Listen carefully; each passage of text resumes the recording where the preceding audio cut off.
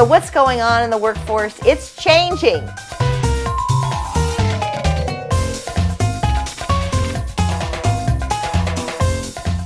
So Fast Company magazine comes out with this article and it says, change or die. Change or die. Well, I'm looking at these and I'm going to go with change, right?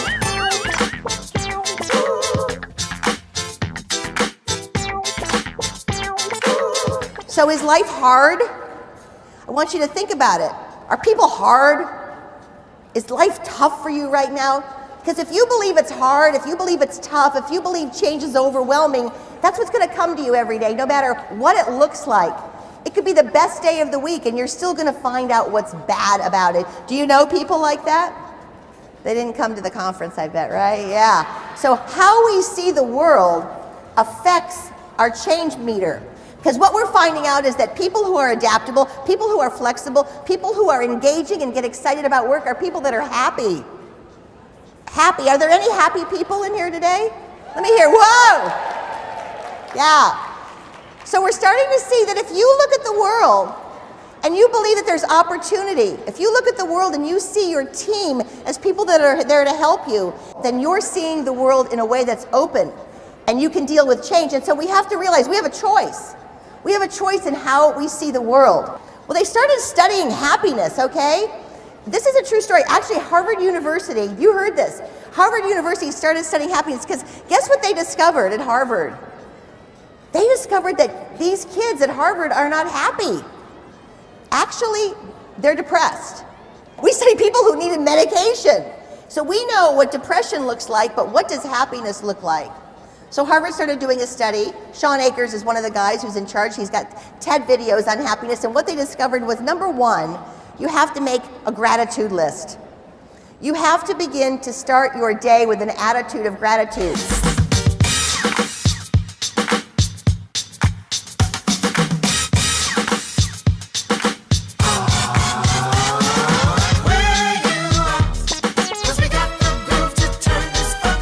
Today we're going to talk about rules. Well, here's the deal. Each generation makes their own set of rules, and they live by them. They believe in them. But the generation coming up after them breaks all those rules.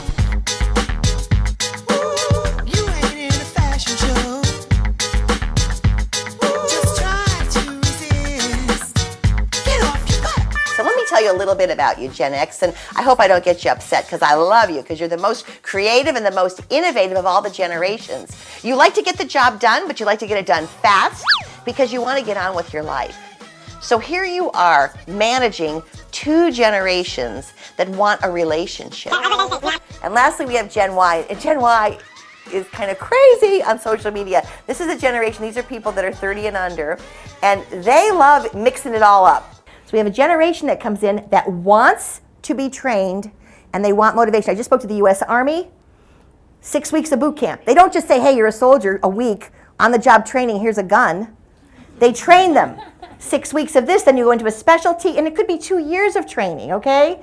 But yet we don't understand how important it is to train and teach your brand. You have to take time with this generation and teach them what you want them to do. They want to succeed. They just don't know your world. I'll say it again, they want to succeed. They just don't understand the rules. They don't understand how. So we have to explain to them some of the things that we do, and they may disagree. Listen. Now, if they disagree on the first day of work, that might be a tough one. So Gen Y, could you wait a week or two? Could you wait a week or two before you make improvements? Okay.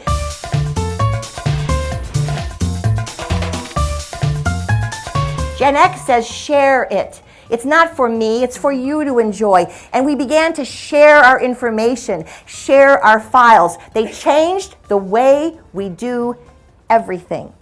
And Sony was watching. Sony was watching, and then Apple took it from Sony, right? So if you begin to think about it, this is a generation who's innovative and creative, okay? You've got to set people up for success. Don't set them up for failure. Don't look at what they're doing wrong. Right. Guide them and help them, and decide that you want them to succeed. If you do this, you will be the boss. That in 10 years when I'm doing this session, someone mentions your name, okay?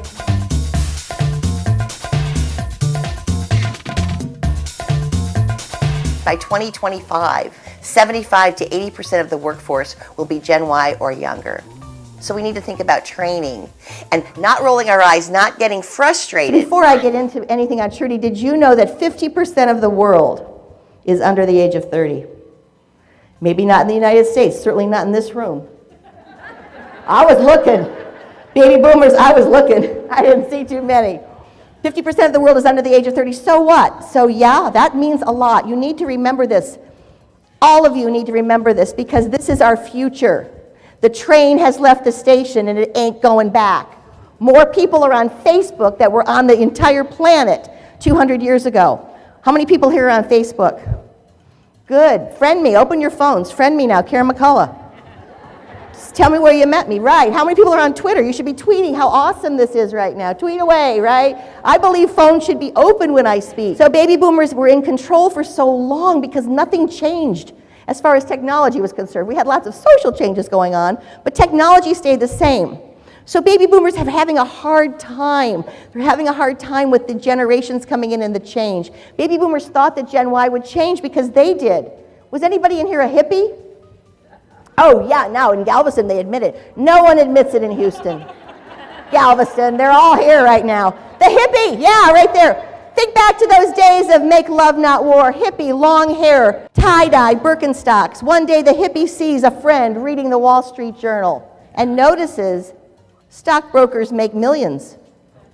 Takes out the earring, cuts his hair, puts on a pinstripe suit, and becomes a Republican.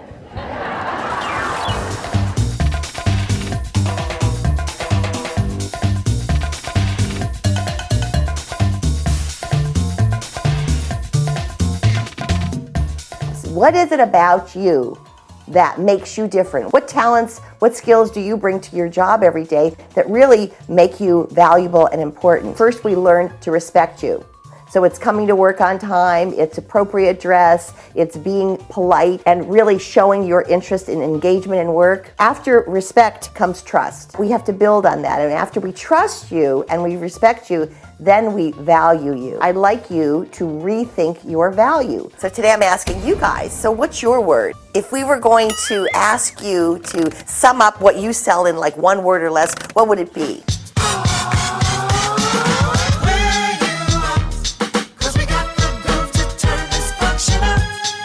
Branding is about differentiators.